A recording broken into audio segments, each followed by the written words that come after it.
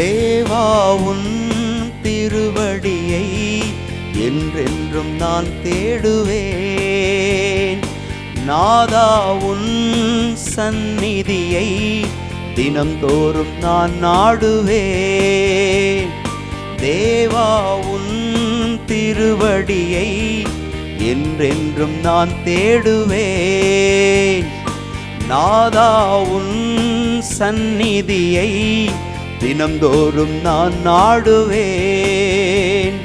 சுகமான நினைவாலே சுரமான சொல்லாலே நிதம் உந்தன் பதம் தேடுவேன். உன் அருளாலே உயிர் வாழுவேன்.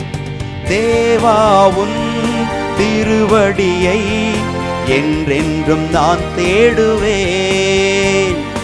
நாதா உன் சந்நிதியை தினம்தோறும் நான் நாடுவேன். தேவா உன் திருவடியை என்றென்றும் நான் தேடுவேன். நாதா உன் சந்நிதியை தினம்தோறும் நான் நாடுவேன். தந்தை மகன் தூயாவியாரின் பெயராலே ஆமென். நம் ஆண்டவராகிய இயேசு கிறிஸ்துவின் அருளும் கடவுளின் அன்பும் தூயாவியாரின் நட்புறவும் உங்கள் அனைவரோடும் இருப்பதாக. ஆன்மாவோடும் இருப்பதாக. அன்புக்குரியவர்களே, இன்று தவக்காலத்தினுடைய 3வது வாரத்திற்குள்ளே நாம் அடியெடுத்து வைக்கிறோம். இயேசு கிறிஸ்து எருசலேம் ஆலயத்தை சுத்தம் செய்வதை இன்றைய நற்செய்தியில் நாம் வாசிக்கிறோம். என்னுடைய தந்தையினுடைய இல்லத்தை கல்வர் கூடாரமாக மாற்றாதீர்கள், சந்தையாக மாற்றாதீர்கள் என்று இயேசு கிறிஸ்து இன்று கடிந்து கொள்கிறார். நம்முடைய உள்ளம் தந்தையினுடைய இல்லமாக இருக்கிறது. நாம் நம்முடைய பாவ வாழ்க்கையால் நம்முடைய உள்ளத்தை சந்தையாக மாற்றிருக்கிறோம், கல்வர் கூடாரமாக மாற்றிருக்கிறோம். இந்த தவக்காலத்தில் இயேசு கிறிஸ்துவை நம்முடைய உள்ளத்தை தூய்மையாக்க வழிவிடுவோம். நம்முடைய உள்ளம் தந்தையினுடைய இல்லமாக மீண்டும் இந்த நாட்களிலே மாற இந்த திருப்பலியிலே நம்மையே ஒப்பு கொடுத்து உருக்கமாக ஜெபிப்போம். அன்புமிக்க சகோதர சகோதரிகளே, தூய மறை நிகழ்வுகளை கொண்டாட நாம் தகுதி பெறும் பொருட்டு நம் பாவங்களை ஏற்றுக்கொள்வோம். எல்லாம் வல்ல இறைவனிடமும் சகோதர சகோதரிகளே, உங்களிடமும் நான் பாவியென ஏற்றுக்கொள்கின்றேன். ஏனெனில் என் சிந்தனையாலும் சொல்லாலும் செயலாலும் கடமையில் தவறியதாலும் பாவங்கள் பல செய்தேன். என் பாவமே, என் பாவமே, என் பெரும் பாவமே. ஆகையால் எப்போதும் கன்னியான புனித மரியாவையும் வான தூதர் புனிதர் அனைவரையும் சகோதர சகோதரிகளை உங்களையும் நம் இறைவனாகிய ஆண்டவரிடம் எனக்காக வேண்டிக் கொள்ள மன்றாடுகிறேன். எல்லாம் வல்ல இறைவன் நம் மீது இரக்கம் வைத்து நம் பாவங்களை மன்னித்து நம்ம நிலை வாழ்வுக்கு அழைத்து செல்வாராக. ஆமென்.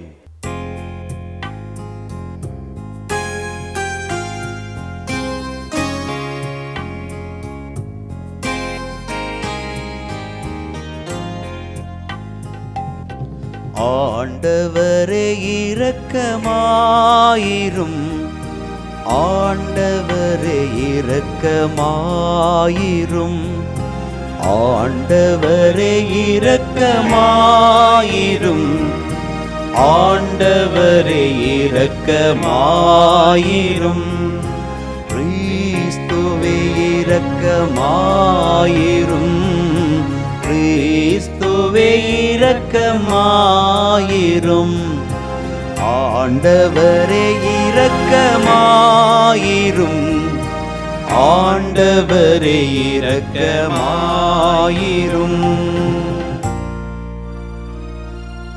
ஜெபிப்போமாக. இறைவா, இரக்க பெருக்கத்துக்கும் முழுமையான நன்மைக்கும் காரணரே, பாவிகளின் உண்ணா நோன்புகள், இறைவேண்டல்கள், இரக்க செயல்கள் ஆகியவற்றின் வழியாக எங்களுக்கு பாவ மன்னிப்பை வழங்குகின்றீர். எங்களது தாழ்ச்சி மிக்க பாவ அறிக்கையை கனிவுடன் கண்ணோக்கி மனச்சான்றினால் நொறுங்குண்ட எங்கள் உள்ளங்களை உமது இரக்கத்தால் என்றும் உயர்த்துவீராக. உமோடு தூயாவியின் ஒன்றிப்பில் இறைவனா என்றென்றும் வாழ்ந்து ஆட்சி செய்கின்ற எங்கள் ஆண்டவராகிய இயேசு கிறிஸ்து வழியாக உம்மை மன்றாடுகின்றோம்.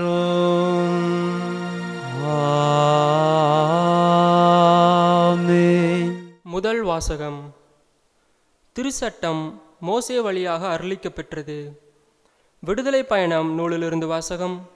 அதிகாரம் 20, இறை திருவசனங்கள் 1 முதல் 3 வரை, 7 முதல் 8 வரை மற்றும் 12 முதல் 17 வரை.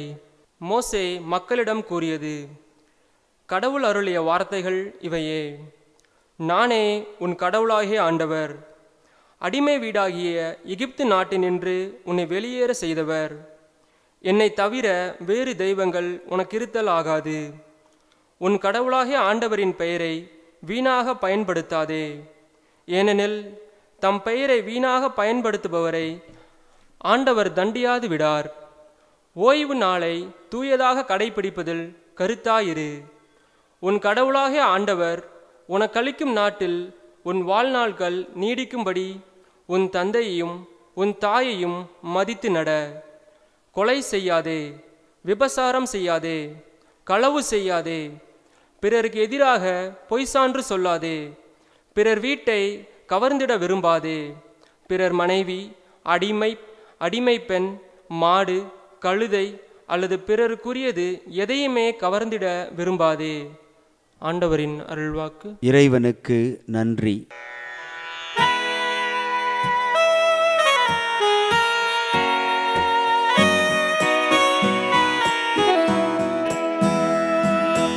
ஆண்டவரே, நிலை வாழ்வு அளிக்கும் வார்த்தைகள் உம்மிடமே உள்ளன. ஆண்டவரே, நிலை வாழ்வு அளிக்கும் வார்த்தைகள் உம்மிடமே உள்ளன. ஆண்டவரின் திருச்சட்டம் நிறைவானது, அது புத்துயிர் அளிக்கின்றது. ஆண்டவரின் ஒழுங்குமுறை நம்பத்தக்கது, எளியவருக்கு அது ஞானம் அளிக்கின்றது.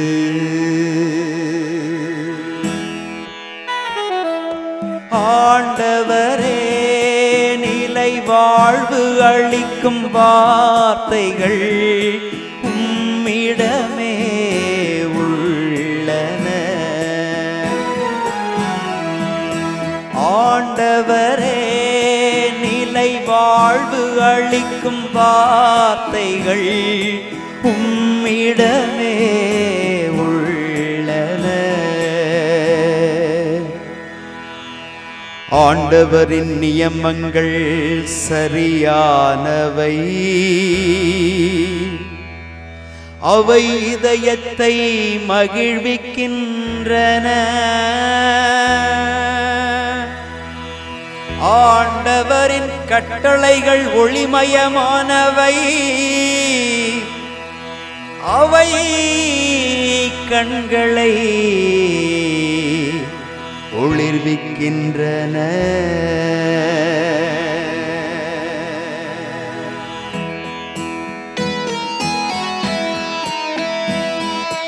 ஆண்டவரே, நிலை வாழ்வு அளிக்கும் வார்த்தைகள் உம்மிடமே உள்ளன.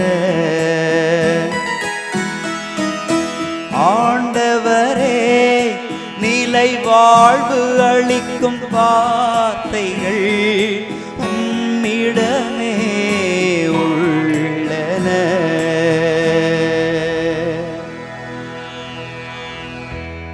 ஆண்டவரை பற்றிய அச்சம் தூயது, அது எந்நாளும் நிலைத்திருக்கும். ஆண்டவரின் நீதி நெறிகள் உண்மையானவை, அவை முற்றிலும் நீதியானவை.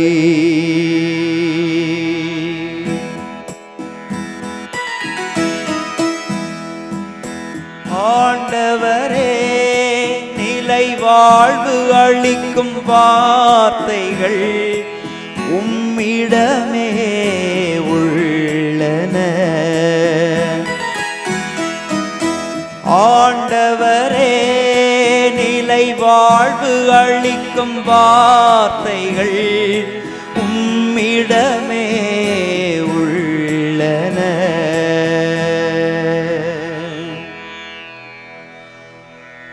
அவை பொன்னிலும் பசும்பொன்னிலும் மேலாக விலை மிக்கவை. தேனினும் தேனடையினின்று சிந்தும் தெளித்தேனினும் இனிமையானவை.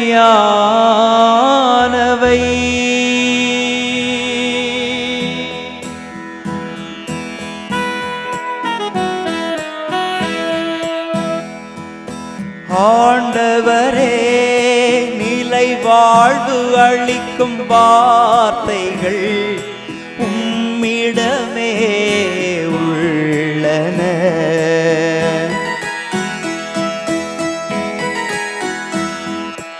ஆண்டவரே, நிலை வாழ்வு அளிக்கும் வார்த்தைகள் உம்மிடமே உள்ளன. இரண்டாம் வாசகம். சிலுவையில் அறையப்பட்ட கிறிஸ்துவையே பறைசாற்றுகிறோம்.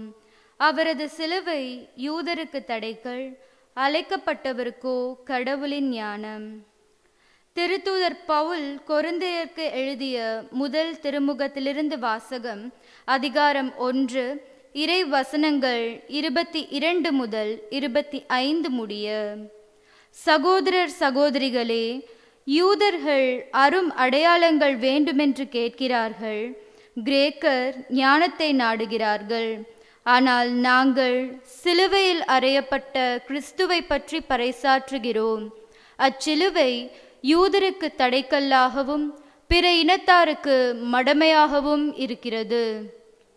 ஆனால் அழைக்கப்பட்டவர்கள் யூதரானாலும் கிரேக்கரானாலும் அவர்களுக்கு கிறிஸ்து கடவுளின் வல்லமையும் ஞானமுமாய் இருக்கிறார். ஏனெனில் மனித ஞானத்தை விட கடவுளின் மடமை ஞானம் மிக்கது. மனித வலிமையை விட அவருடைய வலுவின்மை வலிமை மிக்கது. ஆண்டவரின் அருள்வாக்கு. இறைவனுக்கு நன்றி. ஆயன் தன் மந்தையை காப்பது போல ஆண்டவர் நம்மை காக்கின்றார்.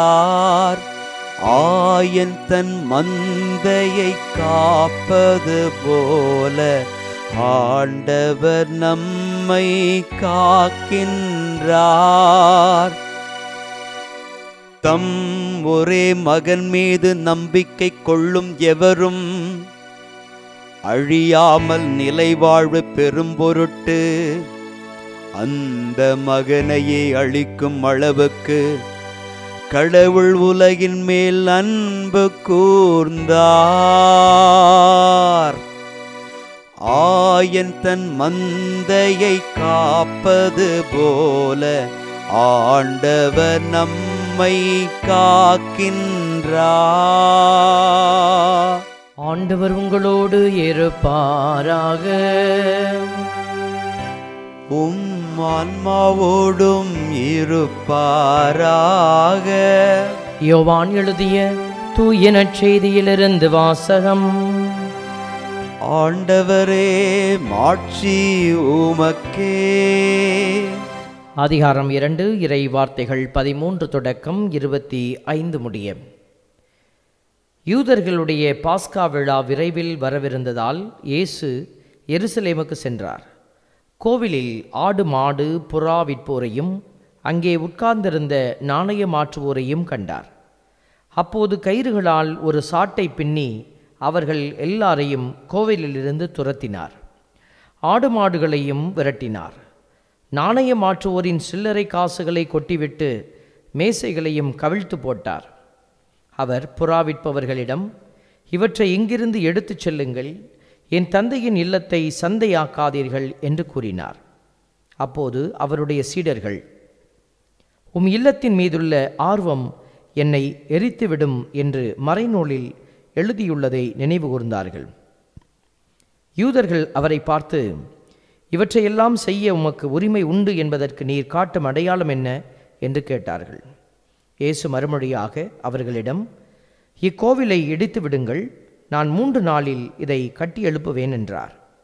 அப்போது யூதர்கள், இந்த கோவிலை கட்ட 46 ஆண்டுகள் ஆயிற்றே, நீர் 3 நாளில் இதை கட்டி எழுப்பி விடுவீரோ என்று கேட்டார்கள்.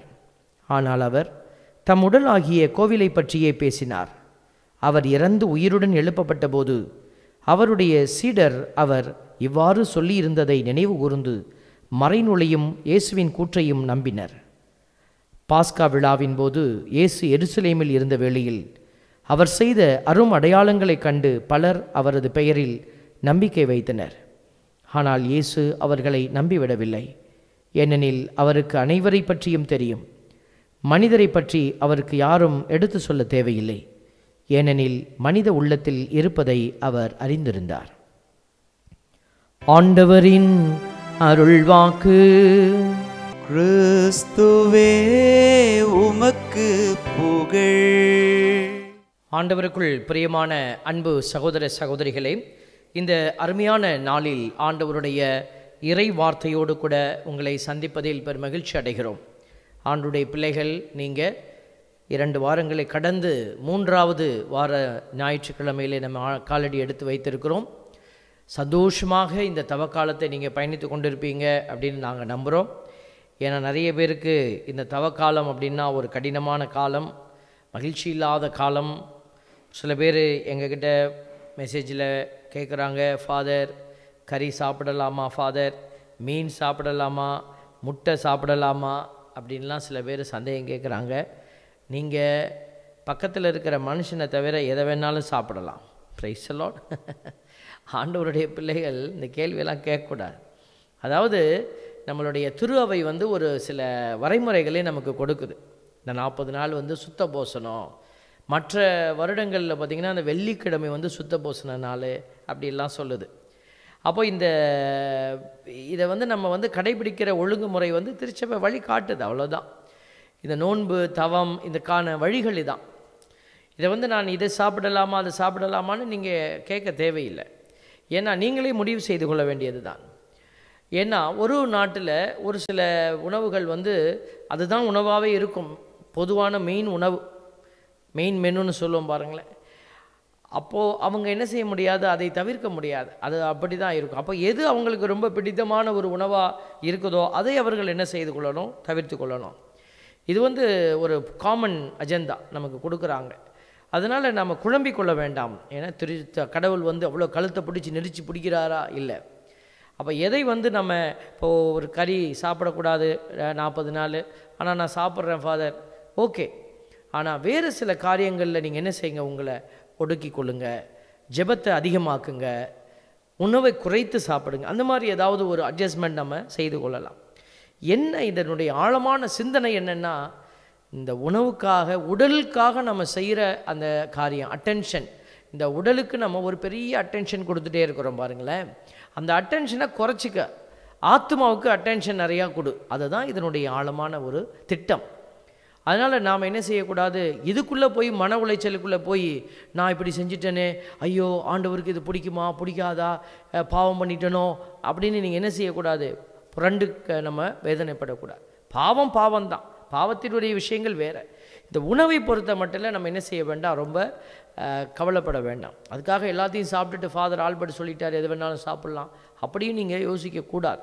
ஒரு சில நான் ஒரு இடத்துக்கு போயிருந்தேன், அது ஸ்ரீலங்காவில், அது கடற்கரை பகுதி. அங்கே அவங்க எளிய மக்களுடைய உணவு மீன் தான். அங்கே காய்கறி தான் அவங்களுக்கு ஜாஸ்தி விலை போகும். காய்கறி உணவு சாப்பிடணுன்னா அவங்களுக்கு கஷ்டமாக இருக்கும், அவங்களுக்கு ரொம்ப விலை கூட போட்டு வாங்கணும். அப்போ அந்த மாதிரியான இடங்களில் ஒன்றும் நம்ம யோசிக்க முடியாது. அப்போ என்ன செய்ய வேறு விதமான காரியங்களை அவங்க தங்களை ஒடுக்கி கொள்ளுது. ஸோ இதை வந்து நம்ம அறிவுபூர்வமாக ஆண்டவர் என்ன செய்கிறார், நம்மளை அந்த அறிவை கொடுத்துருக்குற அந்த அறிவை பயன்படுத்திக்கோ அப்படிங்கிறார்.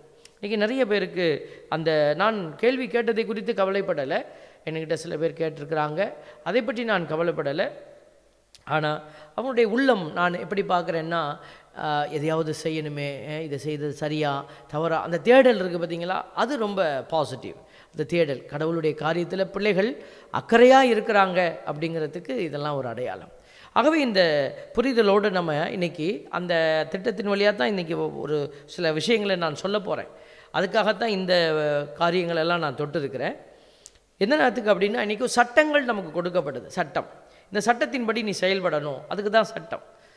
நம்ம எங்கள் நாட்டில் வந்து சட்டம் இருக்குது, ஆனால் சட்டம் எல்லாரும் அதை சில நேரத்தில் கடைபிடிக்க மாட்டாங்க. பார்த்திங்கன்னா சில நேரம் இல்லை, பல நேரம் ரோட்டில் போய் நிற்போம், கோடு இருக்கும், லைன் ஆஃப் கண்ட்ரோல், அதான் எல்ஓசி, சிக்னலுக்கு போய் அங்கே தான் நிற்கணும் அதுக்கு முன்னாடி. ஆனால் 10 அடி முன்னாடி போய் நிற்போம், யாருக்கும் அதை பற்றி கவலை இல்லை. அங்கே நிற்கிற அந்த அந்த வாகன இதை ஒழுங்குபடுத்துகிறவங்களுக்கும் அந்த கவலை இருக்காது. அப்போ எல்லாருக்குமே அந்த உணர்வே இல்லாத ஒரு சூழலில் நாங்கள் வாழக்கூடிய இடத்துல நாங்கள் பார்க்குறோம். இப்போ வெளிநாடுகளுக்கு போகிறப்ப பார்க்குறோம், அங்கே எல்லாமே ஒரே பர்ஃபெக்டாக இருக்குது, அந்த சட்டத்தை அவங்க கடைபிடிக்கிறாங்க. கனடா போயிருந்தப்போ ஒரு மிஸ்டர் ஜூலியன் அப்படிங்கிறவர் தான் அதை ஆர்கனைஸ் பண்ணியிருந்தார். ஒரு முறை நான் அவரோட காரில் போயிட்டு இருந்தப்போ, மான்ட்ரியலில் இருக்கிறாரு. அப்போ அவர்கிட்ட கேட்டேன் நான், இப்போ நாம் போய் நிற்கிறோம், அவங்க அந்த சைடு ஒருத்தர் கார் நிற்கிது, அப்போ இவங்க நிற்கிறாங்க, அவர் போகட்டும் அப்படின்னு. அப்போ அவங்க போகிறாங்க, அப்புறம் இவங்க போகிறாங்க, இதில் எந்த லைட்டுமே இல்லை, சிக்னல் இல்லை. அப்போ நான் கேட்டேன், எப்படி இதை கெஸ் பண்ணுறீங்கன்னு. அவர் தான் ஃபஸ்ட்டு வந்தார், அதனால் அவருக்கு ஃபஸ்ட்டு ப்ரையாரிட்டி அப்படின்னாங்க.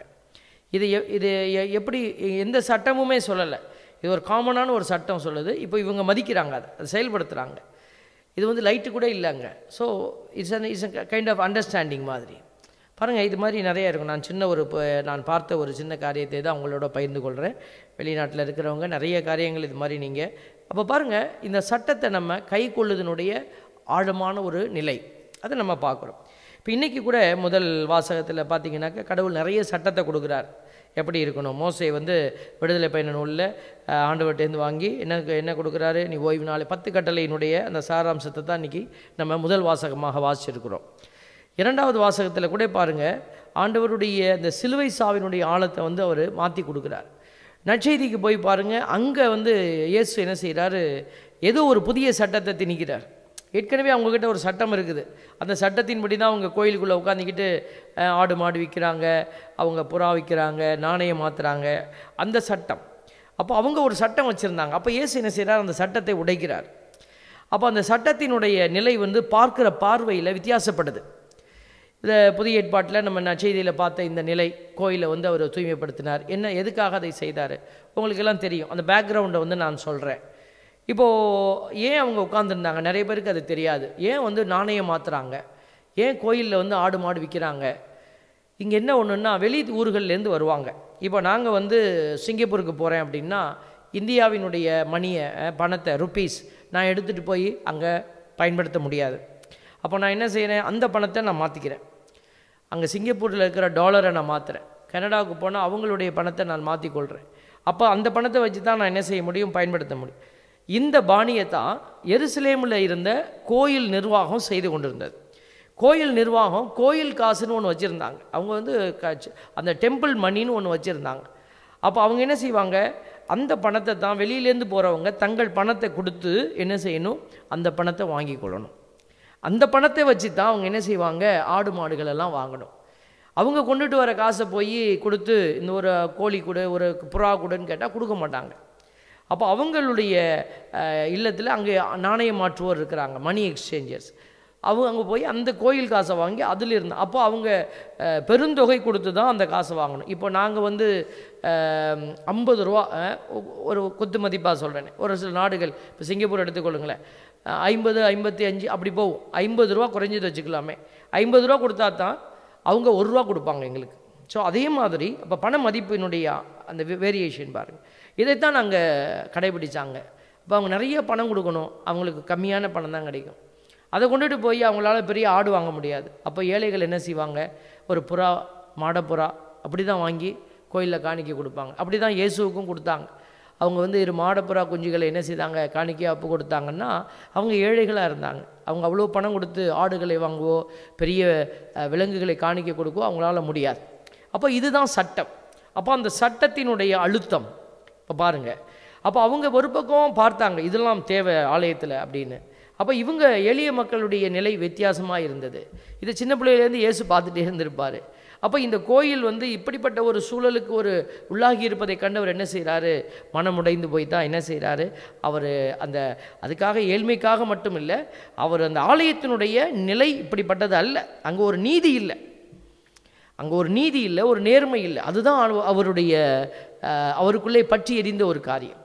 அந்த வேதனையினுடைய வெளிப்பாடு நீதியற்ற ஒரு சூழலை அவர் பார்க்குறார். இப்போது நம்ம இந்த சட்டங்களை வந்து நம்ம வச்சு பார்க்குற போது இந்த சட்டங்கள் வந்து நமக்கு கொடுக்கப்பட்டு கடவுள் ஆதியிலேருந்து சட்டங்களை கொடுத்துட்டே இருக்கிறார். இந்த சட்டத்தினால் ஒரு இனம் உருவாகிறதையும் சட்டத்தின்படி அவங்க வாழ்கிறதா நினைத்து கொண்டு மற்றதெல்லாம் அழிக்கிறதையும் அவர் வெறுக்கிறார். அதனால தான் சொல்கிறோம், சட்டத்தை வாழ்வாக்கத்தான் கடவுள் என்ன செய்கிறார், நம்மளெல்லாம் வச்சிருக்கிறார். சட்டம் வந்து நம்மளெல்லாம் வாழ்வு கொடுக்கறதுக்காக தான் கொடுக்கப்பட்டது. சட்டமே வாழ்வாக அல்ல. சட்டத்தை உருவாக்கிட்டு அந்த சட்டத்துக்காக நம்ம வாழ்ந்துக்கிட்டு இருக்கிறது இல்லை. அந்த சட்டம் நமக்கு உதவி செய்யணும்.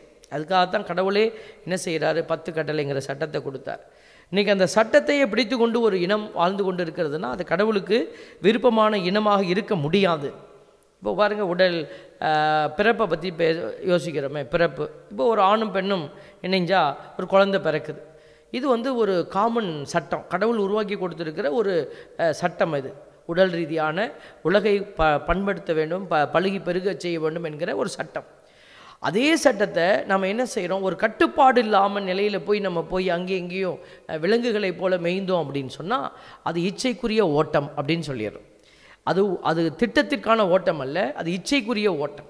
இன்றைக்கி நம்ம அப்படிப்பட்ட ஒரு இனம் ஒன்று உருவாகி கொண்டு இருக்கிற அந்த இயேசுவினுடைய காலத்திலிருந்து பார்த்திங்கன்னா இறையாட்சி சமூகத்திற்கு உட்பட்ட ஒரு இனம், இறையாட்சி சமூகத்திற்கு உட்படாத வெளியில் இருக்கிற ஒரு இனம்.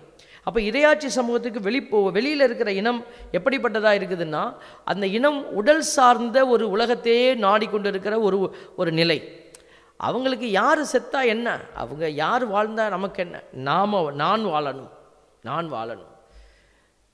டைட்டானிக்னு ஒரு படம் வந்துச்சு பார்த்தீங்களா, டைட்டானிக்னு படம். அது ரொம்ப ஒரு ஆழமான செய்தியை வந்து உலகத்துக்கு கொடுத்துச்சு. இதெல்லாம் வந்து உலகத்தாருக்கும் ஒரு செய்தி கடவுள் கொடுத்துட்டே தான் இருக்கிறார். ஆன்மீகத்தில் இருக்கிறவங்களுக்கு மட்டும் இல்லை, உலகத்தாருக்கும். அந்த படத்தை நான் பார்த்தேன். படம் எங்கள் குறுமடத்தில் இருக்கும்போதே அதை திரைப்படம் காட்டினாங்க.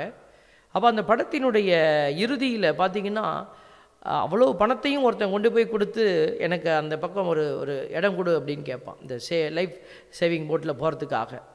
அப்போது அந்த காட் என்ன செய்வார், அவ்வளோ பணத்தையும் வாங்கி மூஞ்சில் விட்டு எறிவான். ஸோ அந்த காட்சி எல்லாமே மிகவும் நேர்த்தியாக அந்த படத்தில் வைக்கப்பட்டது. ஒரு உலகத்தினுடைய உண்மையை உணர்த்துகிற அடையாளங்கள். இந்த பணம்லாம் ஒன்றும் செய்ய முடியாது. அப்போது ஏதோ ஒன்று நம்ம உணர வேண்டும் என்று எல்லாருமே பேசிகிட்டு தான் இருக்கிறாங்க. நல்லவர்கள் எல்லாருமே எல்லா பக்கமும் பேசிகிட்டே தான் இருக்கிறாங்க. இப்போ விவிலியமும் அதை பேசுகிறது. அதைத்தான் இன்றைக்கி நம்ம யோசிக்கிறோம். இந்த சட்டத்தை கடந்த ஒரு அன்பு, அதைத்தான் ஆண்டவர் விரும்புகிறார். இன்றைக்கி 2வது வாசகத்தில் நம்ம பார்க்குறோம் பாருங்கள். யூதர்கள் அரும் அடையாளங்கள் வேண்டும் என்று கேட்கிறார்கள், கிரேக்கர் ஞானத்தை நாடுகிறார்கள், ஆனால் நாங்கள் பாருங்கள், அடையாளத்தை பார்த்துட்டு நம்புறதும் வேஸ்ட்டு தான். ஞானத்தை இங்கே உலகத்தினுடைய ஞானத்தை வச்சுக்கிட்டு நீ ஓடி ஜெயிக்கிறது வேஸ்ட்டு தான். ஆனால் நாங்கள் சிலுவையில் அறையப்பட்ட கிறிஸ்துவை பற்றி பறைசாற்றுகிறோம். அப்போ இயேசு ஆண்டவருடைய அந்த அடையாளத்தை பாருங்களேன். எந்த அடையாளத்தை அவங்க வைக்கிறாங்க பாருங்கள். அச்சிலுவை யூதருக்கு தடைக்கல், பிற இனத்தாருக்கு மடைமை. அது தடைக்கல், இது மடைமை. ஆனால் அழைக்கப்பட்டவர்கள் யூதரானாலும் கிரேக்கரானாலும் அவர்களுக்கு கிறிஸ்து கடவுளின் வல்லமையும் ஞானமுமாய் இருக்கிறார். பார்த்தீங்களா, எவ்வளோ அருமையாக வந்து பவுலடியார் வந்து எழுதுகிறார் பாருங்களேன். அழைக்கப்பட்டவர்கள். இன்றைக்கி எல்லாருக்குமே இந்த செய்தி போது பாருங்களேன். இந்த பைபிளெல்லாம் யாருக்கும் நம்ம மூடி வைக்கலை. மற்ற மத நம்பிக்கையினுடைய புத்தகங்கள் எல்லாமே மூடப்பட்டு கிடக்குது, அவங்கவுங்க தான் வாசிப்பாங்க. பட் நமக்கு கிறிஸ்தவர்களுக்கு விவிலியம் என்பது அது உலகத்தில் அப்படியே பறந்துக்கிட்டு இருக்குது. யார் வேணாலும் எடுத்து வாசிக்கலாம். நான் பள்ளிக்கூடத்தில் படிக்கிற போது ஒரு சில சபையார்கள் வந்து எல்லாத்துக்கும் இப்படி கொடுத்துட்டு போவாங்க. அப்போல்லாம் எனக்கு என்ன பண்ணுறதுனே தெரியாது. இது என்ன சரி, நம்ம கிறிஸ்தவங்களுக்கே நம்ம வந்து பைபிள்னு பத்திரமா வச்சுக்கிறோம், மற்ற பசங்களாம் அதை பொருட்டாக நினைக்க மாட்டோம். அப்படியெல்லாம் வந்து ஒரு நற்செய்தி வந்து கடந்து போயிருக்கிறது நம்மளுடைய சாதாரண மக்களிடத்தில். அப்போ இதை உணரக்கூடிய நிலை, அப்போது அழைக்கப்பட்டவர்கள், அப்போ யார் அந்த அழைப்பை ஏற்றுக்கொண்டவர்கள்?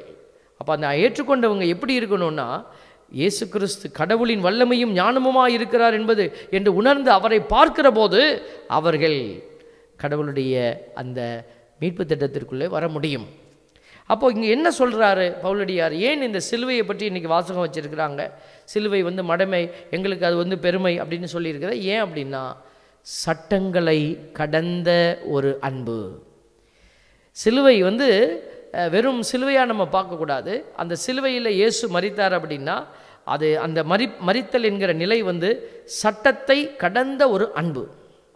இப்போ இவங்க ஏன் தடைக்கல்லாக பார்க்குறாங்க யூதர்கள், மற்றவங்களாம் ஏன் அதை ஒரு மடமையாக பார்க்குறாங்க? அது ஒரு அழிவின் அடையாளம், அதாவது ஒரு இழிவான ஒரு அடையாளம். யூதருக்கு வந்து அது போகவே கூடாது, அது வந்து ஒரு பெரிய விஷயம், அதை ஏற்றுக்கொள்ள முடியாத ஒரு காரியம். அப்போ இயேசு அதை ஏற்றுக்கொள்கிறாரு. அப்போ பாருங்கள், அவர் சட்டம் சொல்லுகிறதின்படி இல்லாமல் சட்டத்தை கடந்த ஒரு அன்பை இந்த சமூகத்துக்கு கொடுக்கிறார் கடவுள். இன்றைக்கி நம்மளும் அதுக்கு தான் அழைக்கப்படுகிறோம். பாருங்கள், இந்த பொருள் இச்சையினுக்குள்ளே நம்ம என்ன செய்யக்கூடாது, இணை விழுந்து விடாதபடி நம்ம ஒரு உயர்ந்த ஒரு அபிஷேகத்துக்குள்ளே போகணுன்னு ஆண்டவர் நமக்கு உணர்த்துறாரு.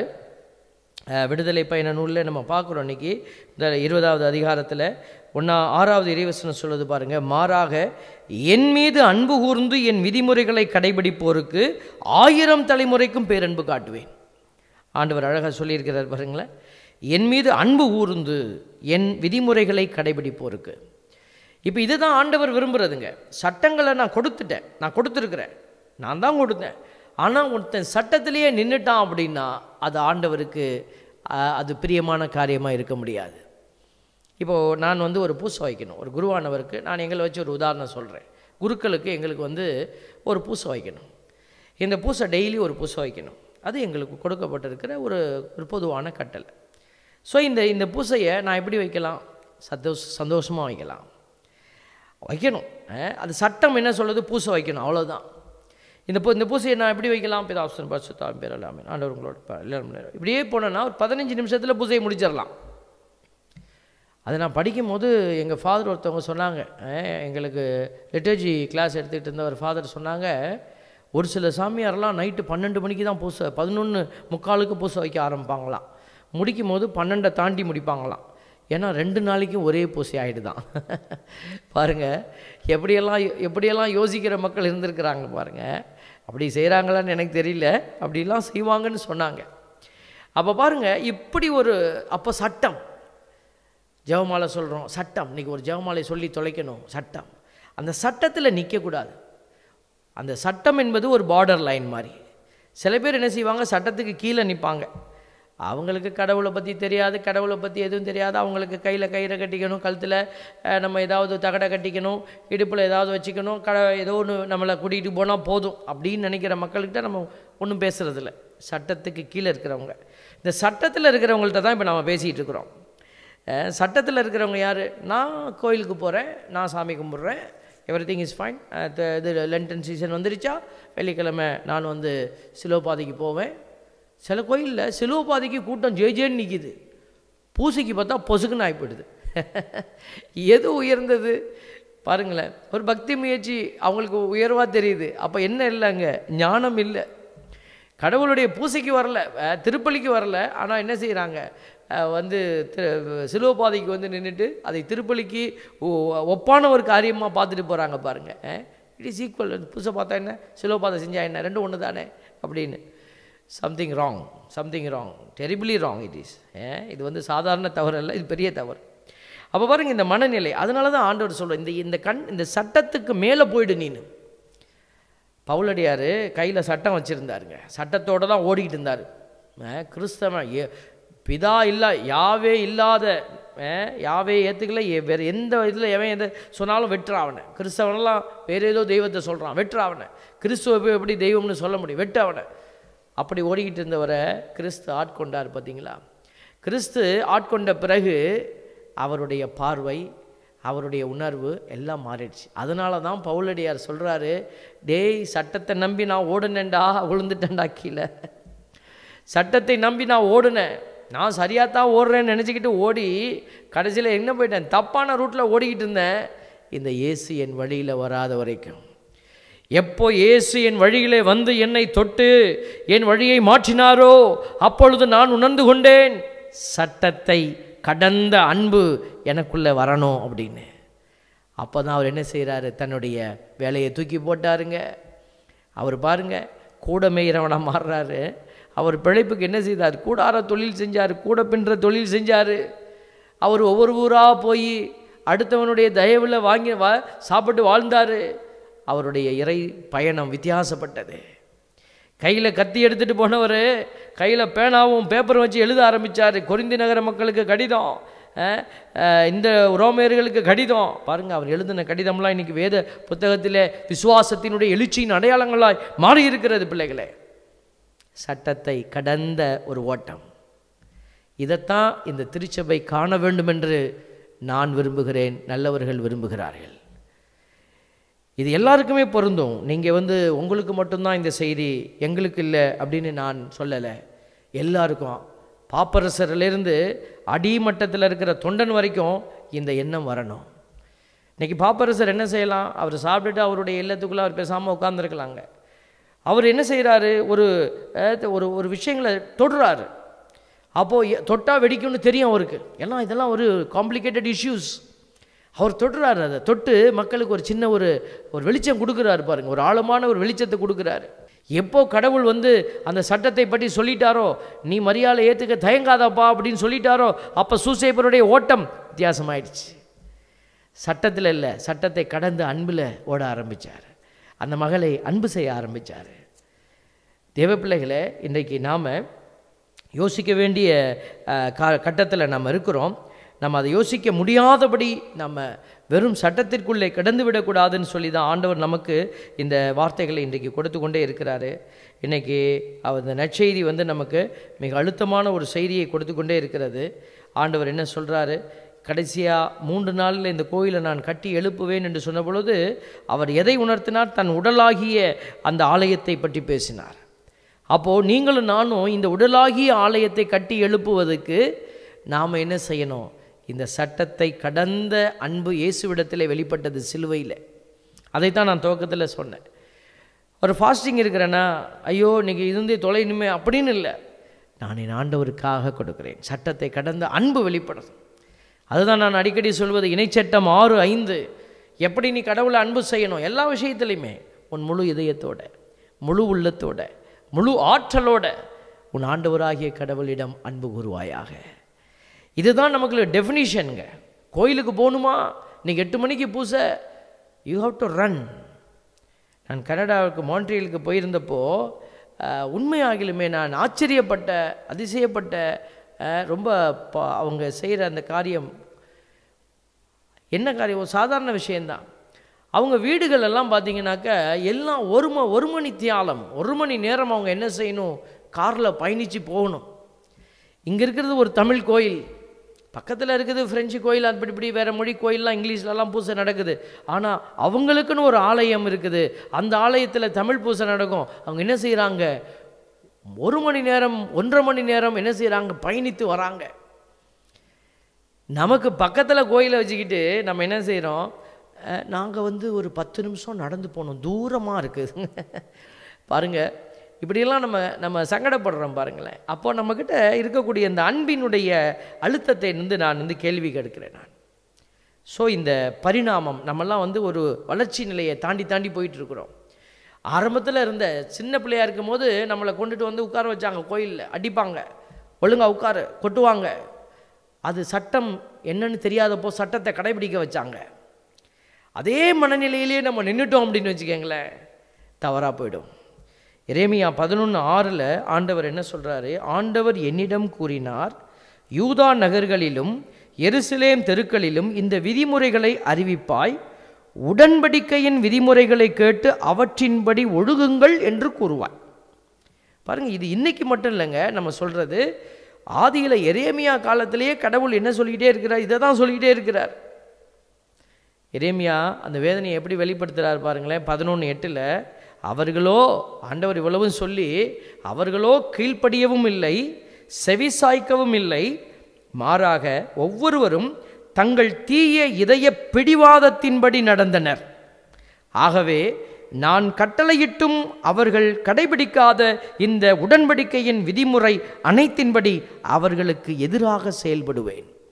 இன்றைக்கி நிறைய பேருக்கு இது ஒரு பெரிய கஷ்டமாக இருக்குது. வாழ்க்கையினுடைய அந்த இதில் கடவுள் எதிராக செயல்படக்கூடிய ஒரு சூழலை நாம் தானே அமைத்து கொடுக்குறோம்.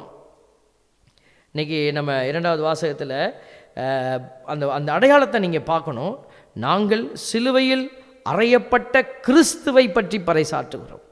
பார்த்தீங்களா? சிலுவையில் அறையப்பட்ட கிறிஸ்துவை, ஏதோ ஒரு சிலுவையை அல்ல, சிலுவையில் அறையப்பட்ட கிறிஸ்துவை பற்றி பறைசாற்றுகிறோம். அதனால தான் நம்மளுடைய ஆலயங்களில் இப்படிப்பட்ட பாடுபட்ட சுரூபம் வைக்கிறோம். முதல் வாசகத்தில் சொல்லப்பட்டபடியாக வானத்தின் கீழேயோ பூமியின் மேலேயோ நிறைய பேர் இதில் குழம்பி போகிறாங்க. நிறைய பேர் குழம்பி போய் ஏதோ ஒரு உருவத்தை வச்சுக்கிட்டு நீ வழிபடி. ஏதோ ஒரு உருவத்தை நான் வைக்கலை, ஏதோ ஒரு உருவத்தை வச்சுருந்தா ஆட்டையோ மாட்டையோ செஞ்சு, இல்லை என் கற்பனையில் ஏதோ ஒரு உருவத்தை நான் உருவாக்கி, நேற்று ராத்திரி இப்படி தான் எனக்கு ஒரு உருவம் வந்துச்சு, இதுதான் நான் தெய்வம், அல்லது என் உருவத்தை முன்னாடி வச்சு இல்லை. சிலுவையில் அறையப்பட்ட இந்த கிறிஸ்துவினுடைய அடையாளம் வெறும் சிலுவையை வச்சுக்கிட்டு இருக்கிறது இல்லை. வெறும் சிலுவை என்னை விடுவிக்கவில்லை. நிறைய பேர் இதில் குழம்பி போய் என்ன பண்ணுறாங்க? இது சிலை வழிபாடு அப்படின்னு சொல்கிறாங்க. இதோ என் தாய் முன்னாடி இருக்கிறாங்க, இதோ நம்ம தாயினுடைய அடையாளத்தை தான் நம்ம வச்சிருக்கிறோம். இதை வழிபடுவதற்கான ஒரு அடையாளமாக நம்ம வைக்கல. வழிபாடு என்பது இந்த பீடத்தில் நடப்பதுக்கு தான் பேர் தான் வழிபாடு. ஆனால் இந்த தாயை பார்க்கிற போது நாம் அறிந்து கொள்ள வேண்டிய விஷயங்கள் ஏராளம் உண்டுங்க. ஒரு மகன் என்னிடத்திலே பேசினார். அவங்க அந்த மகனுடைய தாய் சொல்கிறாங்க, என் மகன் ரொம்ப நல்ல பையன், ஆனால் அவர் வெளியில் ரொம்ப நல்லவராக தெரிகிறாரு, ஆனால் உள்ளுக்குள்ளே அவருக்குள்ளே இருக்கக்கூடிய அந்த பூகம்பத்தை போன்ற அந்த காரியங்கள், அவர் முற்றிலுமாக தன் தாயையே கூட அவதூறாக பேசுகிறதுக்கு அவர் தயாராக இருக்கிறார். நான் அவருடைய தாயை வைத்து ஒரு உதாரணம் கேட்டேன், உங்கள் தாய் இப்படி இருந்தால், அதுக்கு அவர் என்ன செய்கிறார்? நெகட்டிவ் ஆன்சர் கொடுக்குறார். ஏன்னா அவர் பாசிட்டிவாக சொல்லிட்டாருன்னா என் பாயிண்ட்டுக்குள்ளே அவர் உள்ளே வந்தாகணும். பாருங்கள், அவர் எங்கேருந்து செயல்பட்டு கொண்டிருக்கிறார், இங்கேருந்து செயல்படுறாருங்க. அறிவு நிலையில் உயர்ந்ததாக அவர் என்ன செய்கிறார்? தன்னுடைய நிலை சரி அப்படிங்கிறத அவர் உறுதிப்படுத்துறதுக்காக தன் தாயையும் என்ன செய்கிறாரு? தரம் தாழ்த்தி பேசுகிறாருங்க. இதுதான் இன்னைக்கு டீவியேஷன். இந்த உலகத்தில் இன்றைக்கி நிறைய டீவியேஷனில் இதுவும் ஒரு முக்கியமான டீவியேஷன் இன்றைக்கி நம்ம பார்க்குறோம். என் அன்பு பிள்ளைகளே, ஆண்டவருடைய பிள்ளைகள் இன்றைக்கு குழம்பி போகாதபடி இருக்கணும்னு ஆண்டவர் விரும்புகிறார். இந்த தாய் மரியாள் சட்டத்தை கடந்த அன்புங்க. அதனால தான் முன்னாடி அம்மாவினுடைய உருவத்தை வச்சுருக்கிறோம். அம்மாவினுடைய உருவத்தை நீ பார்க்குற போது என்ன பார்க்கணும்? இதை போய் தொட்டு கும்பிடணுங்கிறதெல்லாம் நம்மளுடைய தேவையும் அல்ல, நம்மளுடைய படிப்பினையும் அது அல்ல. தொட்டு கும்பிட்டா அது உங்களுடைய விருப்பம். அதை நம்ம ஒன்றும் சொல்ல முடியல. நம்ம அதை ஏற்றுக்கொள்கிறோம். ஓகே, அது உங்கள் விருப்பமானது. ஆனால் திருச்சபை ஏன் இந்த தாயை உயர்த்தி வைக்கிறது? அந்த தாயிடத்தில் நம்ம கற்றுக்கொள்ள வேண்டிய ஒரு அடிப்படை பாடம் என்ன? சட்டத்தை கடந்த அன்பு. ஒரு கன்னிப்பெண் என்ன செய்யணும்? திருமணம் முடித்து தான் என்ன செய்யணும்? பிள்ளை பெறணும். ஆனால் இந்த தாய் திருமணத்துக்கு முன்பாகவே கர்ப்பமாக இருந்தாங்க. ஒரு கன்னிப்பெண் கர்ப்பமாக இருந்தாங்க. எப்படி நடந்தது? கடவுள் கேட்டார், கொடுத்துட்டாங்க. சட்டத்தின்படி இது கிடையாதுங்க, இட்ஸ் நாட் அலவுடு.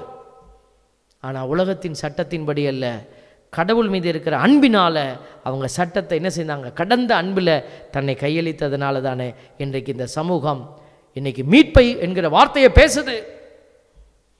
மீட்பு அப்படிங்கிற வார்த்தையை எனக்கு புரியுதே, இயேசுவால் இது நடந்தது. அது எப்படி நடந்தது? இந்த தாய் சட்டத்தை கடந்த ஒரு அன்பை கடவுளுக்கு கொடுத்ததுனால தானே கடவுளை இந்த பூமிக்குள்ளே இறங்கி வர முடிந்தது. யோசித்து பாருங்க. சூசையப்பர் ஒரு புறம், அன்னை மரியாள் இன்னொரு புறம். இப்படி அன்புக்குரிய ஆண்டவருக்குள்ள அன்போடு இருக்கிற பிள்ளைகளுடைய ஒவ்வொருவருடைய செயல்பாடு இன்னைக்கு இந்த அன்புக்குள்ளே தான் நீ வரணும்னு ஆண்டவர் விரும்புகிறாருங்க. அதுதான் தவக்காலத்தினுடைய அழைப்பு. நீங்கள் என்ன வேணாலும் வச்சுக்கொள்ளுங்க, பாவ சங்கீதனை செய்யுங்க, போய் ஏழைகளுக்கு உணவு கொடுங்க, எல்லாமே பாருங்கள், அன்பினால் வரணுங்க. பெருமைக்கு போய் நீ 100 பேருக்கு சோறு போட்டின்னா அங்கே உனக்கு கிடைக்க போகிறது அழிவு. அன்பினால் அவன் கஷ்டப்படுறான், அவங்களுக்கு சாப்பாடு கொடுக்கணும், அவங்க துன்பப்படுறாங்க, ஐயோ அவங்களுக்கு நான் ஏதாவது செய்யணுமே, அந்த உணர்வு தான் மேலோங்கி இருக்க வேண்டும். என் அன்பு பிள்ளைகளே, இதோ ஆண்டவர் நமக்கு நிறைய ஆசீர்வாதங்களை கொடுத்துட்டே இருக்கிறாரு. சட்டங்கள் வழியாக நம்ம சட்டங்களை கடுமையாக மாற்றிக்கொண்டு என்ன செய்யக்கூடாது, ஆண்டவருடைய பிள்ளைகள் அந்த சட்டத்தை பிடித்து கொண்டு நிற்பது கடவுளுக்கு உகந்த ஒரு விருப்பமான காரியம் அல்ல. ஆண்டவர் விரும்புவது உள்ளத்தின் மாற்றம். ஆண்டவர் சொல்கிறார், உடைகளை கிழித்து கொள்ளாத உள்ளத்தை கிழித்து கொள்ளுங்கள். நான் வெறும் வயிற்றில் நீ வெறும் நோன்பு இருக்கிறியே, உண்ணா நோன்பு இருக்கிறியே, சாப்பிடாமல் இருக்கு, இதைத்தான் நான் விரும்புகிறேனா? ஆண்டவர் என்ன கேட்குறார்? அடிமை தலையை தகர்த்தெறிவதும் கட்டுகளை உடைப்பதும் அல்லவா நான் கேட்கிற நோன்பு. பாருங்க, ஆண்டவர் எதை அன்பினால் நீ செய்யக்கூடிய அந்த விடுதலை காரியங்களை தான் ஆண்டவர் நோன்புன்னு சொல்கிறார். ஆகவே இந்த அருமையான தவ நாட்களில் முதல்ல நம்மை நாம் கட்டி வைத்திருக்கிற தீமையிலிருந்து நம்ம வெளியில் கொண்டு வரணும். நம்மளுடைய ஆன்மா நம்மகிட்டே கதறிக்கிட்டு இருக்குது. நீ இப்படியெல்லாம் பண்ணினா இந்த ஆத்மா கொண்டு போய் நரகத்தில் உள்ள போதப்பா, ஏதோ என்னை நீ காப்பாத்துன்னு சொல்லி உன் ஆன்மா உன்னிடத்தில் கதறுகிறது. அதற்காக இந்த ஆத்மாவின் மீது நீ முதல்ல அன்பு கொள்ளணும். உன்னை நீ அன்பு செய்ய தெரியல அப்படின்னா நீ எப்படி அயலாரை அன்பு செய்ய முடியும்?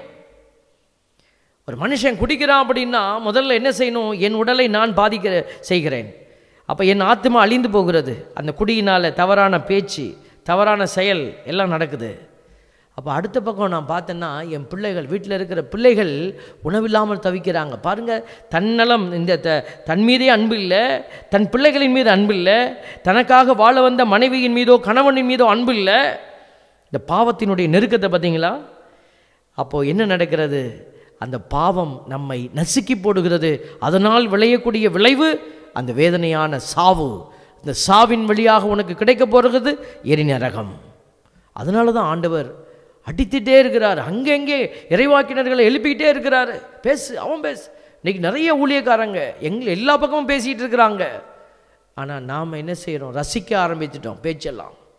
யார் நல்லா சூப்பராக பேசுகிறா, அந்த பாஸ்டர் பிரமாதமாக வைப்பார், இந்த ஃபாதர் சூப்பராக, இந்த ஊழியக்காரர் வல்லமையாக இருப்பார். அவங்களுடைய அந்த வார்த்தை நம்மளை தொட்டு நாம் 100 பேருக்கு கரம் கொடுக்கிற, 100 பேரை நம்ம ஆண்டவர் பக்கமாக எழுப்புகிற அபிஷேகத்தின் பிள்ளைகளாக மாறி இருக்கிறோமா? இதுதான் இன்றைக்கு நம்ம தலையின் மீது இருக்கிற கேள்விக்குறி, சவால். சிந்தித்து பாருங்க, ஆண்டவருடைய பிள்ளைகள், நான் எப்படி இருக்கிறேன்? நான் எந்த விதத்தில் மாற்றத்திற்கு உட்பட வேண்டும்? நான் சரியாக நின்னாதானே அடுத்தவனுக்கு கை கொடுக்க முடியும். அப்போ நான் என்னை மாற்றிக்கொள்வேன். ஆண்டவருக்கு உகந்த பாத்திரமாக நான் நிற்பேன். ஆண்டவர் என்னை பயன்படுத்துவார். இந்த நம்பிக்கையோடு சட்டத்தை கடந்த ஒரு அன்பை பெற்று மகிழ்ந்து வாழ சிந்திப்போம், செயல்படுவோம். ஆண்டவர் நம்மில் மகிமை அடையட்டும். ஆமென்.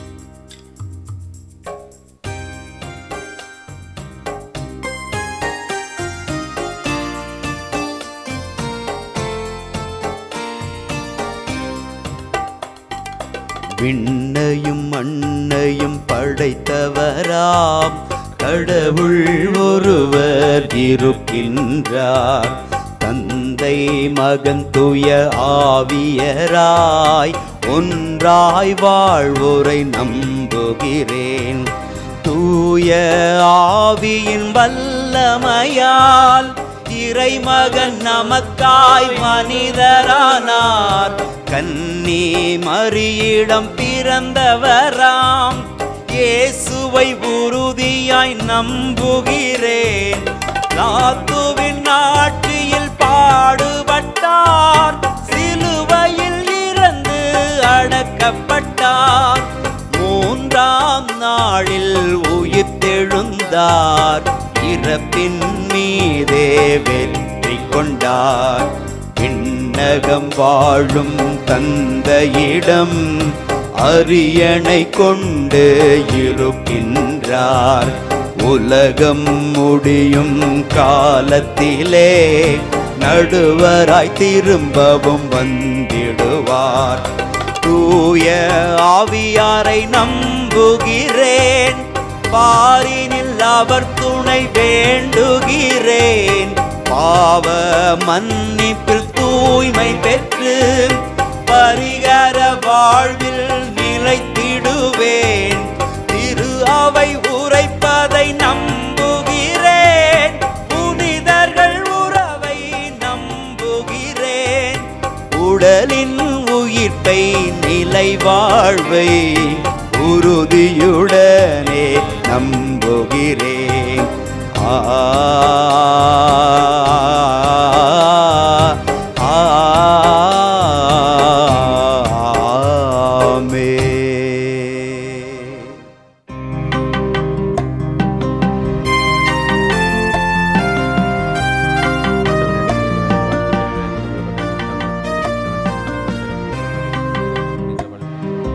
வாழ்வென்பதோ வெள்ளை திரை, அதில் நிகழ்வென்பதோ நிழலோவியம்.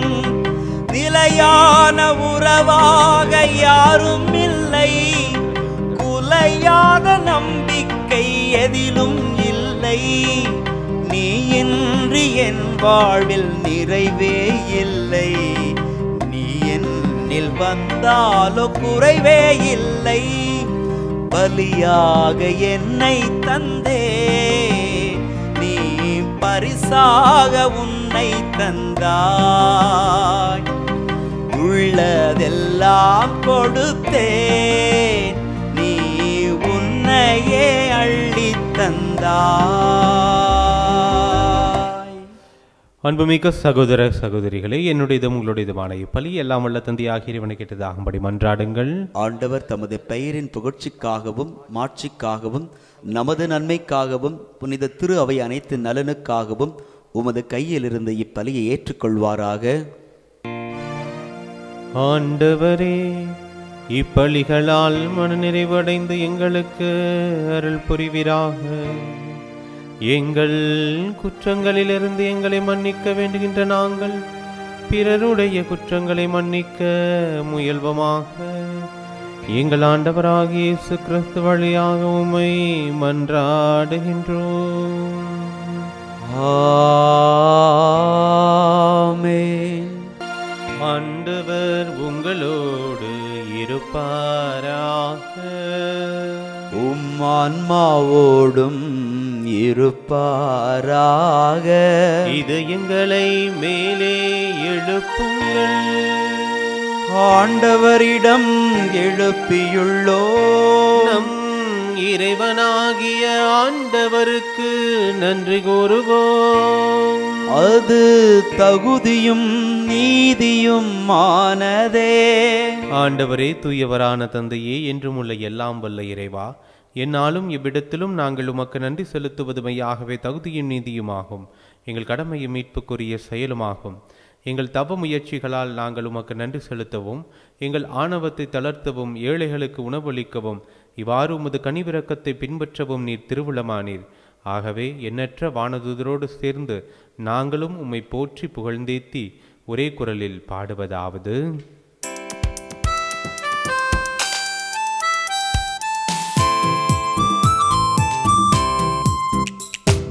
தூயவர் தூயவர் தூயவர், வான் படைகளில் கடவுளாம் ஆண்டவர். விண்ணகமும் மண்ணகமும் உமது மாட்சியால் நிறைந்துள்ளன. உன்னதங்களிலே ஓசன்னா, உன்னதங்களிலே ஓசன்னா. ஆண்டவர் பெயரால் வருகிறவர் ஆசி பெற்றவர். உன்னதங்களிலே ஓசன்னா, உன்னதங்களிலே ஓசன்னா. ஆண்டவரே, நீர்மையாகவே தூயவர், தூய்மை அனைத்துக்கும் ஊற்று. ஆகவே உம்முடைய ஆவியை பொழிந்து காணிக்கைகளை தூய்மைப்படுத்த உம்மை வேண்டுகின்றோம். இவ்வாறு எங்கள் ஆண்டவர் இயேசு கிறிஸ்துவின் உடலும் இரத்தமுமாக எங்களுக்கு இவை மாறுவனவாக. அவர் பாடுபட உளம் கனிந்து தம்மை கையளித்த போது அப்பத்தை எடுத்து நன்றி செலுத்தி அதை பிட்டு தம் சீடர்களுக்கு அளித்து கூறியதாவது: அனைவரும் இதிலிருந்து பெற்று உண்ணுங்கள், ஏனெனில் இது உங்களுக்காக கையளிக்கப்படும் என் உடல்.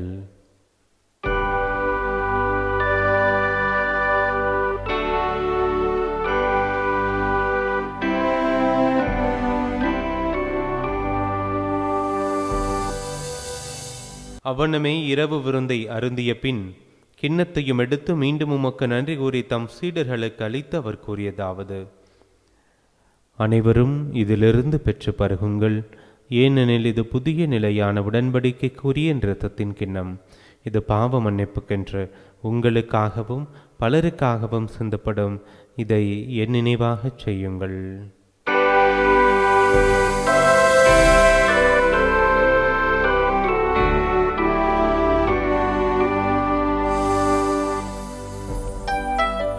நம்பிக்கையின் மறைபொருள்.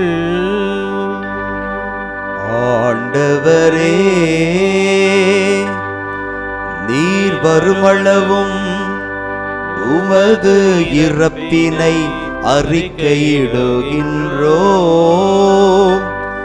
உமது உயிர்ப்பினையும் எடுத்துரைக்கின்றோம்.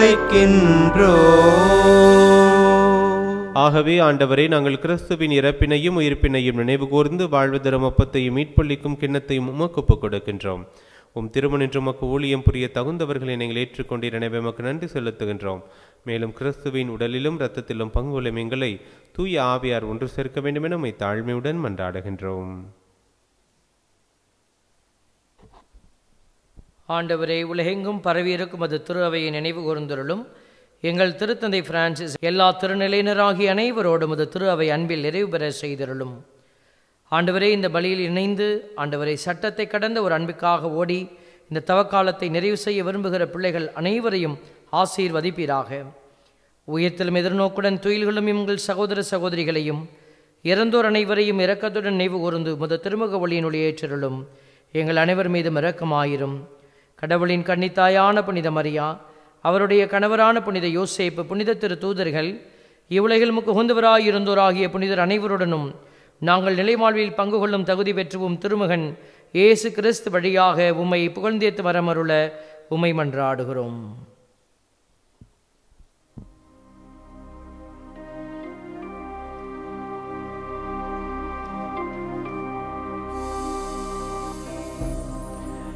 இவர் வழியாக இவரோடு இவரில் எல்லாம் வல்ல இறைவனாகிய தந்தையே, தூய ஆவியாரின் ஒன்றிப்பில் எல்லா புகழும் மாட்சியும் என்றென்றும் உமக்கு உரியதே.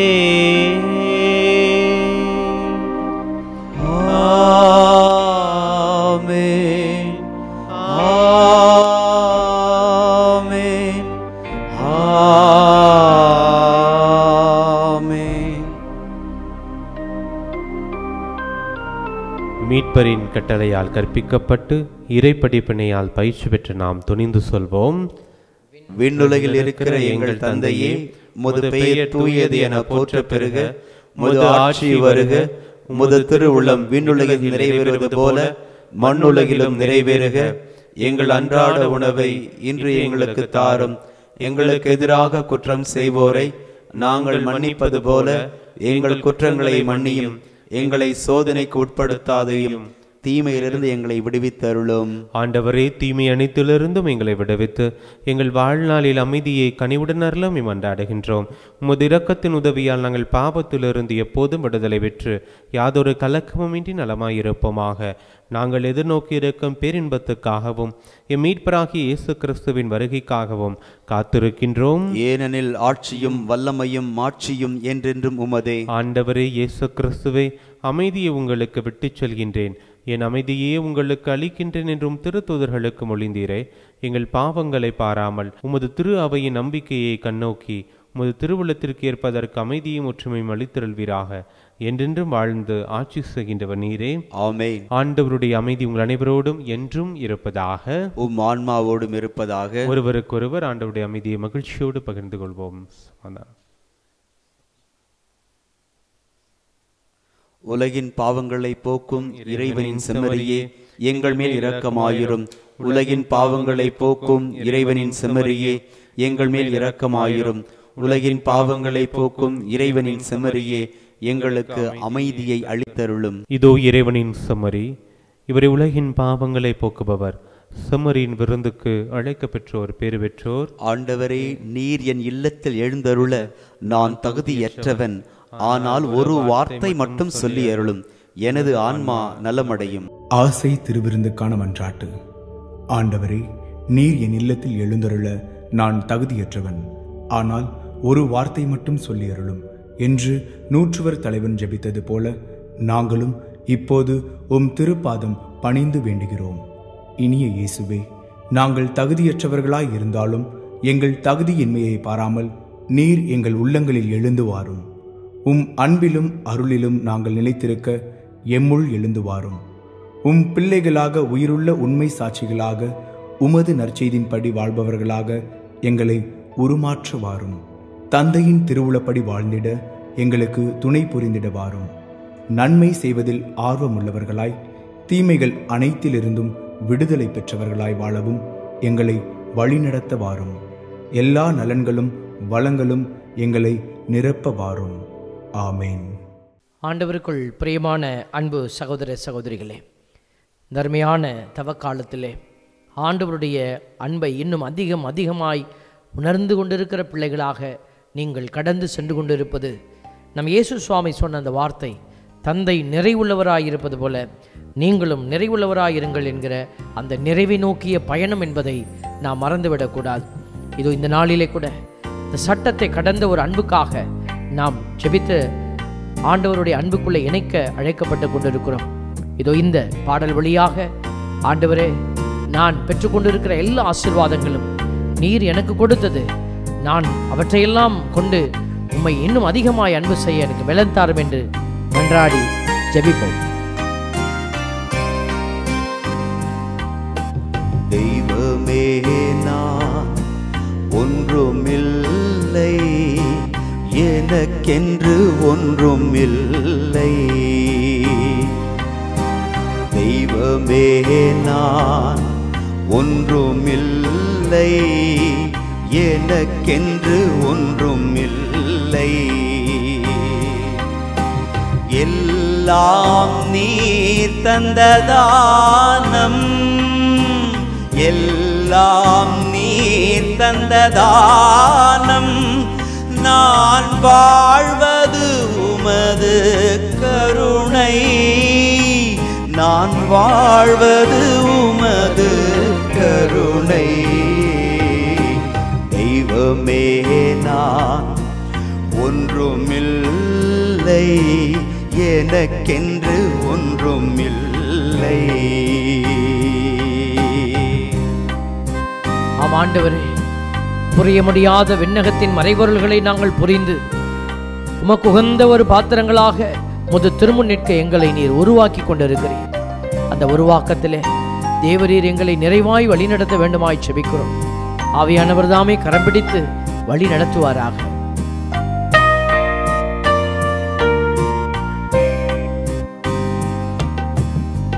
நான் வெறும் களிமண்தானே ஐயா, உம் கையால் என்னை வணைந்திடுமே.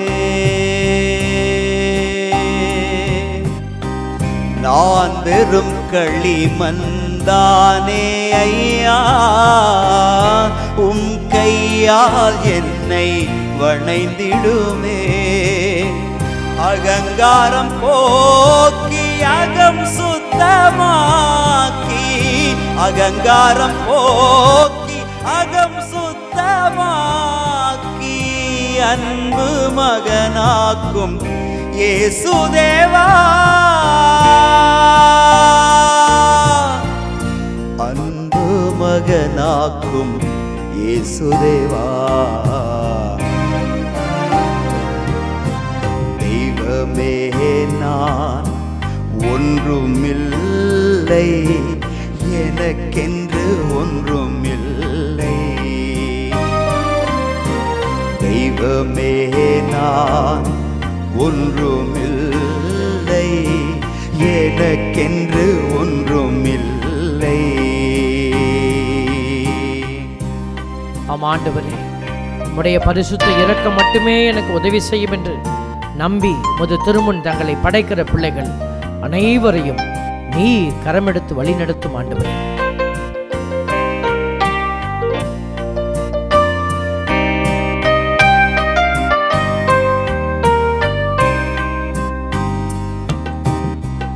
இனி நான் என்ன செய்வதென்று என்னோடு பேசிவிடு இயேசுநாதா. இனி நான் என்ன செய்வதென்று என்னோடு பேசிவிடு இயேசுநாதா. உம்மோடு இணைந்து உம்மில் நான் வாழ்ந்து, உம்மோடு இணைந்து உம்மில் நான் வாழ்ந்து வாழ வழிகாட்டும் இயேசுதேவா. வாழ வழிகாட்டும் இயேசுதேவா. தெய்வமே நான் ஒன்றுமில்லை, எனக்கென்று ஒன்றுமில்லை. தெய்வமே நான் ஒன்றுமில்லை, எனக்கென்று ஒன்றுமில்லை. எல்லாம் நீர் தந்ததானம், எல்லாம் நீர் தந்ததானம். நான் வாழ்வது உமது கருணை, நான் வாழ்வது உமது கருணை. தெய்வமே நான் ஒன்றுமில்லை, எனக்கென்று ஒன்றுமில்லை. தெய்வமே தெய்வமே தெய்வமே தெய்வமே இயேசுவே என் இயேசுவே இயேசுவே இயேசுவே இயேசுவே இயேசுவே இயேசுவே இயேசுவே இயேசுவே. அன்பின் பரமபிதாவே, உம்முடைய தெய்வீக கரம் எங்களை காத்து வழிநடத்துவதற்காக நன்றி செலுத்துகிறோம். ஆண்டவரே, உம்மை நோக்கி மன்றாடும் பிள்ளைகளுக்கு உமது வழக்கை உதவி செய்வதாக. உமது வழக்கையை கொண்டு அவர்களை நீர் பலப்படுத்த வேண்டுமாய், அவர்களை கரம் பிடித்து நீர் வழிநடத்த வேண்டுமாய் செபிக்கிறோம். இரக்கத்தின் தெய்வமே, இதோ இந்த நாளில் சட்டத்தை கடந்த ஒரு அன்பு எங்களுக்குள்ளே கடந்து வர, நாங்கள் உம்மை போல சட்டத்தை கடந்த அன்பை உமக்காய் வெளிப்படுத்தி உம்முடைய மாண்புக்குரிய இறையரசு என் மகிமையாய் இந்த பூமியில் விளங்க தேவரீர் நாங்களும் ஒரு புது படைப்பாய் இதோ மாறி உமக்கு சாட்சியம் பகர எங்களுக்கு கிருபை செய்வீராக. இந்த தவ காலத்திலே நாங்கள் எடுக்கிற ஒவ்வொரு முயற்சிகளும் நற்கிரியைகளும் பாவ மன்னிப்புக்கான ஒரு முயற்சிகள் எல்லாம் எங்களை ஆசீர்வாதத்திற்குள் அழைத்து செல்வதாக. ஆண்டவரே, மனமருந்தி மன்றாடுகிற பிள்ளைகள், தோல்வியினாலே வேதனைப்பட்டு கிடக்கிற பிள்ளைகள், இன்னும் கலங்கி கிடக்கிற பிள்ளைகள் எல்லாம் இந்த நாட்களிலே மீண்டுமாய் உற்சாகத்தையும் புதிய ஒரு வாழ்க்கையையும் ஆசிரையும் பெறுவார்களாக. தெய்வீக இரக்கம் பிள்ளைகளை தாங்குவதற்காக நன்றி செலுத்தி தேவ மகிமைக்கு முன்பாக இதோ இந்த ஜெபத்தையும் எங்களுடைய ஒவ்வொருவருடைய மன்றாட்டுகளையும் எங்கள் ஆண்டவரும் மீட்பருமான இயேசு கிறிஸ்துவின் நாமத்திலேயே நாங்களும் ஒப்பு கொடுத்து ஜெபிக்கிறோம். ஜெபம் கேளும் எங்கள் நல்ல பிதாவே. ஆமென் ஆமென் ஆமென். நன்றி கூறி மன்றாடுவோமாக. ஆண்டவரே, விண்ணகத்தில் உள்ள மறைபொருட்களின் அச்சாரத்தையும் இவ்வுலகில் ஏற்கனவே விண்ணக உணவால் வளமையையும் பெற்றுள்ள நாங்கள் உம்மை பணிவுடன் வேண்டுகின்றோம். அதனால் மறைபொருளாக எங்களில் திகழ்வது செயலளவிலும் நிறைவு பெறுவதாக. எங்கள் ஆண்டவராகிய இயேசு கிறிஸ்து வழியாக உம்மை மன்றாடுகின்றோம். ஆமென். ஆண்டவர் உங்களோடு இருப்பாராக. ஆன்மாவோடும் இருப்பாராக. எல்லாம் வல்ல இறைவன் தந்தை மகன் தூயாவி உங்கள் ஒவ்வொருவரையும் நிறைவாக ஆசீர்வதிப்பாராக.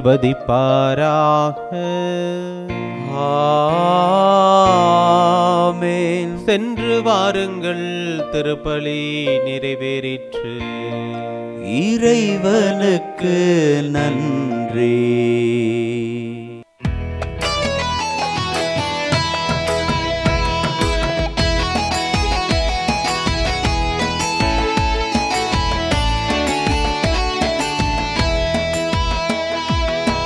கட்டுண்ட மக்களுக்கு ரட்சிப்பை தந்தவர், கட்டுண்ட மக்களுக்கு ரட்சிப்பை தந்தவர், கண்களை இழந்தவர்க்கு பார்வை தந்தவர், தேவாதி தேவனை ஸ்தோத்தரிப்போம். ஓ ராஜாதி ராஜனை ஸ்தோத்தரிப்போம்.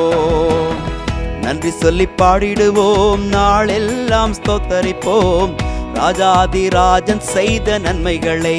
ஓ ராஜாதி ராஜன் செய்த நன்மைகளை நன்றி சொல்லி பாடிடுவோம், நாளெல்லாம் ஸ்தோத்தரிப்போம் ராஜாதி ராஜன் செய்த நன்மைகளை. ஓ ராஜாதி ராஜன் செய்த நன்மைகளை. தந்தை மகன் தூய ஆவியாரின் பெயராலே ஆமேன்.